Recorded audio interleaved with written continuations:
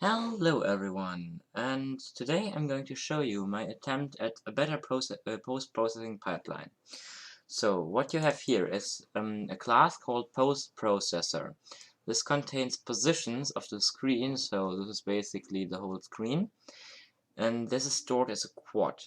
So then if this post-processor is initialized, it takes in the loader.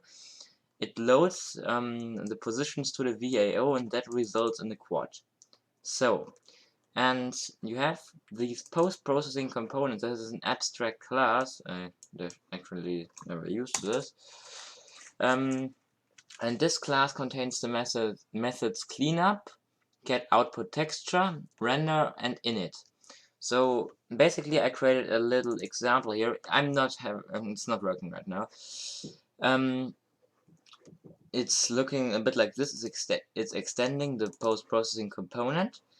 And this is a contrast changer from Thin Matrix tutorials. Well, it initializes it with the target FBO width and height, and it creates the shader for the contrast changer shader, and then the render. This is the image renderer. This just projects it onto the screen. So then you have the render method, and the renderer is the image renderer. I've got that here. It's not quite working right now because if I start the game I get a black screen. Not an exception or something else. So let's just test this. I'm just going to add little works here, and if it's not getting printed out, I know that the FBO is still null for some reason.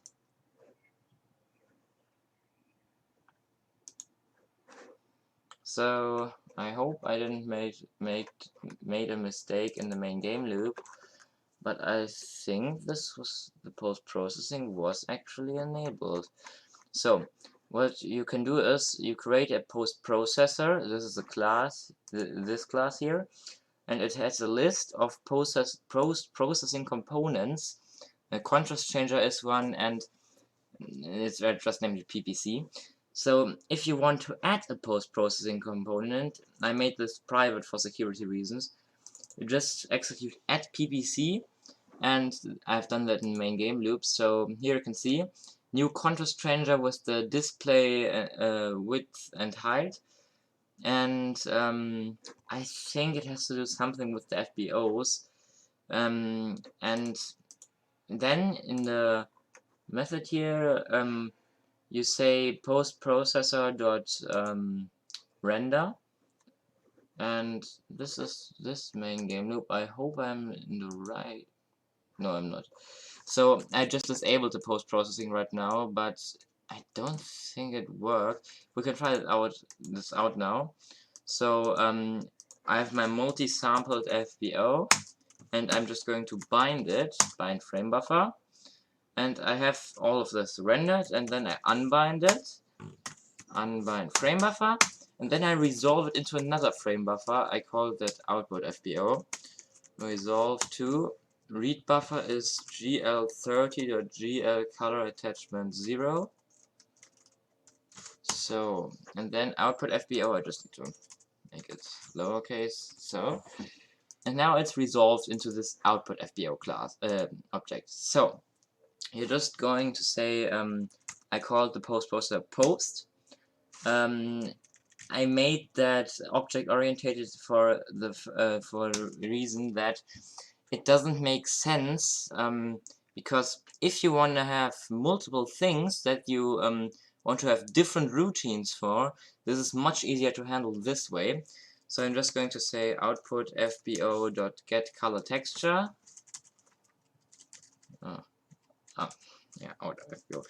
Output fbo.getColorTexture, and this should go in the post-processor. I don't think this works. Yeah, black screen. By the way, we are getting the works signs, so there seems to be an internal problem. I don't know what this actually is. I'm going to troubleshoot this this day. But in the post-processor class, this is basically the post-processing class Matrix showed in his tutorial. But I thought this pipeline might be better, so I implemented that. And the first time we used the input texture. The second time we use a different texture. Can explain it later. I'm just going to do this, and so we have that now. And I don't need to initialize that here. I'm just going to say null. And PPC size is the size of the post-processing components. And it starts here off with, this is all from Thin Matrix tutorials, by binding the vertex array and enabling the vertex attribute array 0. And here's the stuff basically in reverse. And yeah, these are defined here, so we can try that again. Maybe it doesn't want to work. Yeah, presentation effect. I can. I'm just going to show the troubleshooting. It's funny. You can, if not, this is basically the end of the video because I showed everything I had. So move on to the next video. But for the people who stayed, I'm just going to show what I'm doing. So I'm having a look at the contrast fragment, and what I'm just going to do is I'm just putting that in front. I hope this still works and isn't a shader. Okay, this is no problem. I'm just going to set. One moment, please. Okay, I'm just going to sample them on there. Yeah, I need to do this. Put this in this GLS other file. It's awful without autocorrection. So texture. If you want to learn this stuff, just go to the Thin Matrix channel. He explains that very well. So I'm going to say color texture. I never really liked GLSL. It seems so fragile. Texture chords. I just see I could have kept the upper method. So that's basically it. I'm not going to do much more. The vertex shader is just passing through the coordinates and doing, well, basically nothing. I'm trying this again. Maybe. No, it still hates me. Yeah. That's not good. The positions actually affect the whole screen, I think. But I think it has to do something with the image rendering. So it's getting the color texture. Oh, that's strange. That's very, very strange.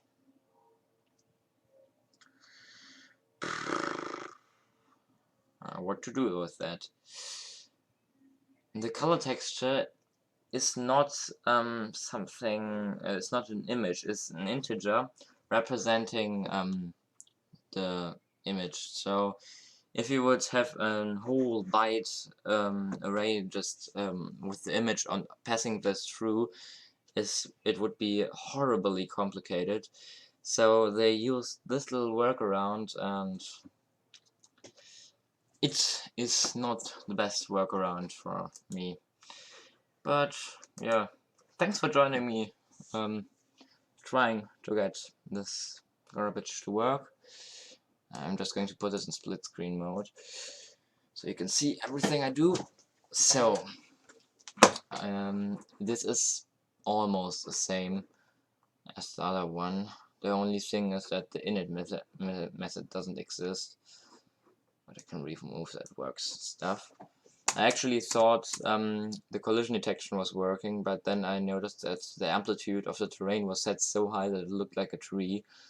So yeah, not the nicest thing to do. I think, but I don't know, that it unbinds the array so it doesn't know what to draw. I think the texture is not activated anymore because of the contrast changing. It should be activated actually.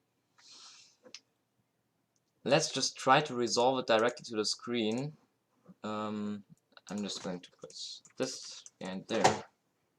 So output FBO. Again, if you want to learn about this more, then just go to Thin Matrix channel. It's linked in the description. We got output here. Yeah, we get. So the problem definitely is laying in the post-processing.